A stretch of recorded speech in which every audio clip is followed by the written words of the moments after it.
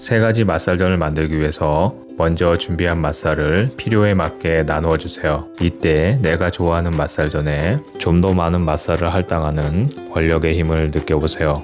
먼저 맛살 꼬치전을 만들기 위해서 맛살을 1cm 간격으로 살짝 대각으로 썰어서 사다리꼴 모양을 만들어 주세요. 대죽 어묵을 준비해서 가운데 구멍 난 곳에 고추를 끼워 주세요. 고추를 통째로 끼우면 씨도 있고 모양도 안 예쁘니까 홍고추와 풋고추를 길게 잘라서 씨를 제거한 후에 대죽 어묵에 속을 채워주는데요. 틈이 없이 꽉 끼도록 넣어주세요. 그래야 나중에 썰었을 때 고추가 빠져나오지 않습니다.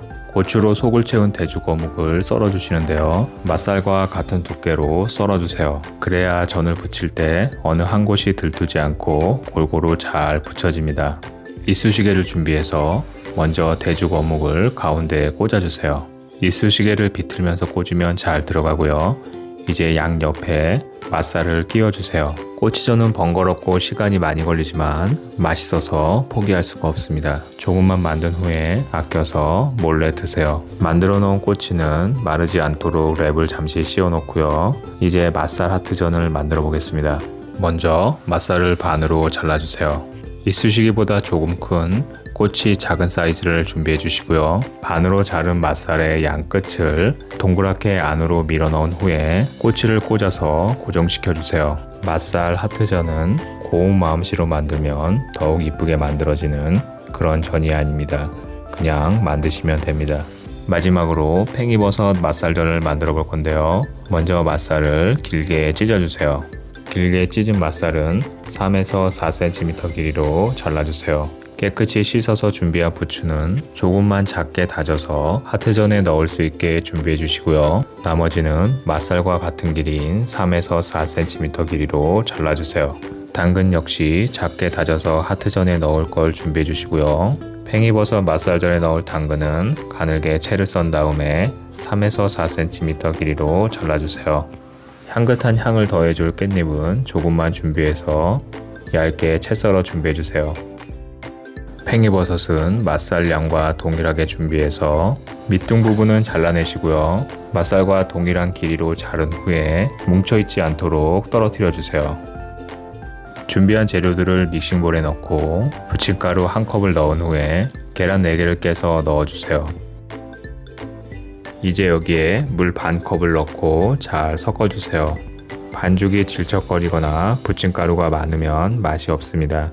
깜빡하고 안 넣을 뻔했는데요. 여기다 간을 해주셔야 됩니다. 소금 2꼬집 정도 넣어주시고요. 후춧가루 3꼬집을 넣어서 간을 해주세요.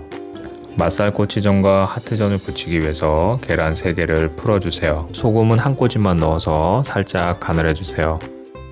달궈진 후라이팬에 식용유를 넉넉히 두르고 맛살 꼬치전에 계란물을 살짝 입혀서 후라이팬에 올려주세요. 불세기는 약불로 조절해서 전을 부쳐주세요.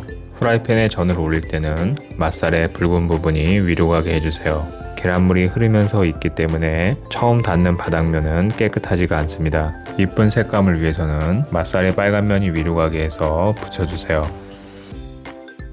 맛살 꼬치전을 부치고 남은 계란물에 다져놓은 부추와 당근을 넣고 잘 섞어주세요. 만들어 놓은 하트전을 후라이팬에 올려주시고요. 이때도 역시 맛살의 빨간 부분이 위로 가게 해주세요. 이제 스푼을 이용해서 계란물을 채워주세요.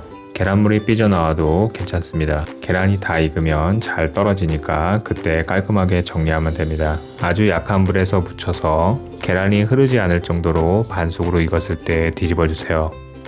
맛살 하트전은 다 식은 다음에 큐피트의 꼬치를 빼주세요. 팽이버섯 맛살전은 스푼으로 떠서 부쳐주세요. 너무 크게 부쳐지지 않게 한 스푼씩 떠서 부쳐주세요. 약불에서 천천히 앞뒤로 노릇하게 부쳐주시면 됩니다. 이번 명절에는 맛살을 이용해서 전을 한번 부쳐보세요. 보기도 좋고 맛도 아주 좋습니다. 모두가 힘든 시기지만 행복하고 즐거운 명절 보내셨으면 좋겠습니다. 그럼 시청해주셔서 감사합니다.